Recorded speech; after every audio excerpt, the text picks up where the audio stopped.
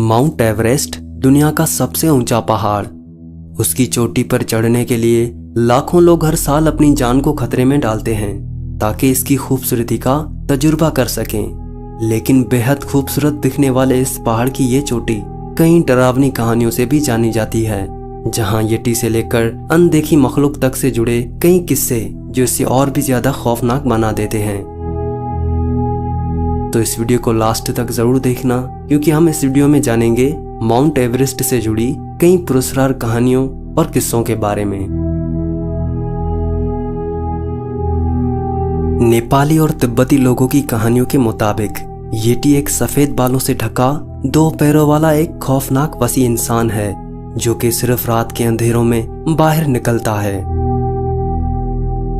कुछ लोग कहते हैं कि येटी दिखने में किसी वसी इंसान की तरह दिखता है, तो कुछ का कहना है कि ये किसी बंदर की कोई नस्ल है जो दिखने में बहुत ही खौफनाक है। वहीं कुछ हाइकर्स तो यहाँ तक दावा करते हैं कि उन्होंने येटी को अपनी आंखों से देखा है। इनके दावों में कितनी सच्चाई है ये तो कोई नहीं जानता, लेकिन माजी के ऐसे 2 सबूत मौजूद हैं जिनसे येटी की मौजूदगी का इशारा जरूर मिलता है। येटी की मकबूलियत के चलते साल 1951 में इसको तलाश करने की एक मुहिम चलाई गई, जिसको हैंडल एरिक शेफ्टन कर रहे थे। इस मुहिम में जो कुछ भी हाथ लगा वो बेहद हैरान करने वाला था। जहां 20,000 फीट की ऊंचाई पर एक खोपड़ी और कुछ पैरों के निशान मिले, जिससे सबने माना कि ये दोनों ही चीजें उसी येटी नाम के दरिंदे की हैं जो यहाँ कई सालों से मौजूद है। ऐसी ही एक कामयाबी साल 2009 में हाथ लगी, जब जोशुआ गेट्स और उनकी टीम को एवरेस्ट पर पैरों के कुछ निशान और उनमें चिपके कुछ बाल मिले। जहां पैरों के निशान 13 इंच लंबे और 10 इंच चौड़े थे, वहीं बालों के डीएनए टेस्ट के रिजल्ट्स भी हैरान करने वाले थे। तफ्तीशकारों का कहना था कि जिस हिसाब से इस डीएनए की तरतीब है, ऐसा इस दुनिया के किसी भी जानवर में नहीं पाया जाता। इसीलिए ये डीएनए किसी ऐसे जानवर का है जो इंसान से अभी तक महरूम है। येटी पुरस्कार है, इस बात में कोई शक नहीं, लेकिन हकीकत में ये एवरेस्ट पर मौजूद है या नहीं ये बात साफ नहीं है। शेरपा पेम्बा दोरजी। शेरपा पेम्बा दोरजी एक ऐसा शख्स जिनके नाम तेज रफ्तारी से एवरेस्ट पर चढ़ने का रिकॉर्ड दर्ज है। 21 मई 2004 में पेम्बा सिर्फ 8 घंटे और 10 मिनट्स की मुद्दत में एवरेस्ट की चोटी पर पहुंचने के लिए दुनिया भर में मशहूर हो गए।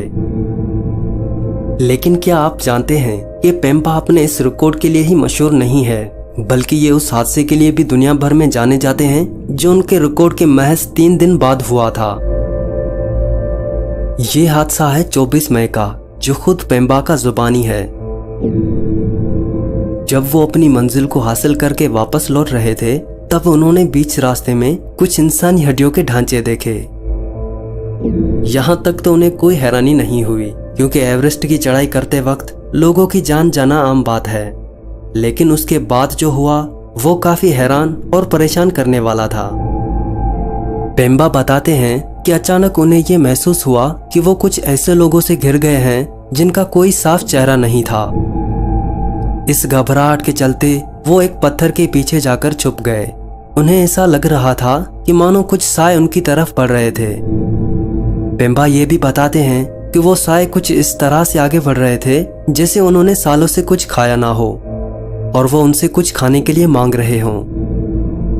उसके बाद क्या हुआ इसके बारे में पेम्बा खुद नहीं जानते, लेकिन उनका ये मानना है कि वो साए उन लोगों के हैं जो एवरेस्ट पर चढ़ते हुए अपनी जान गंवा चुके हैं। वहां के मकामी लोगों का मानना है कि एवरेस्ट की चोटी पर रूहों का बसेरा है, और ये रूहें उन लोगों की हैं जो चढ़ाई के दौरान हुए हादसों में मारे जाते हैं। एवरेस्ट पर रूहें हैं या नहीं ये तो साफ नहीं है, लेकिन इस पर चढ़ने वालों को ये कहानियां काफी हद तक डरा देती हैं। Death of unidentified man. Everest की पुरस्कार कहानियां यहीं खत्म नहीं होती, बल्कि वो वक्त के साथ और भी ज्यादा गहरी होती जाती हैं। ये हादसा है 22 मई 2017 का, जब 4 हाइकर्स के ढांचे लगभग 26,000 की फीट की ऊंचाई पे पाए गए थे। जब इन 4 हाइकर्स की तफ्तीश की गई तब पता चला कि इन लोगों की मौत ऊंचाई से घबराकर 3 दिन पहले हुई थी।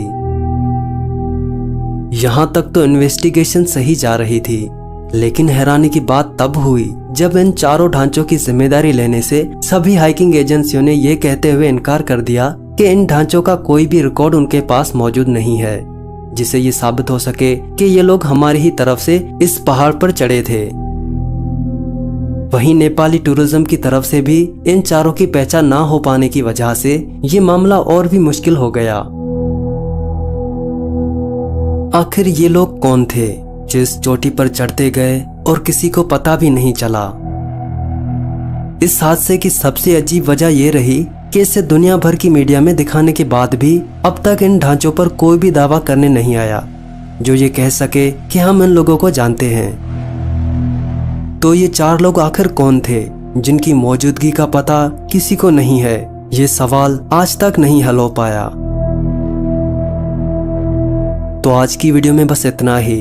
अगर आपको ये वीडियो पसंद आई हो तो इस वीडियो को लाइक और शेयर कर देना, और मजीद ऐसी वीडियोस देखने के लिए इस चैनल को सब्सक्राइब करके साइड वाली घंटी को दबा देना, ताकि मेरे चैनल से जुड़ी कोई भी अपडेट आप मिस ना कर पाएं। तो अपना बहुत सारा ख्याल रखना। अल्लाह हाफिज।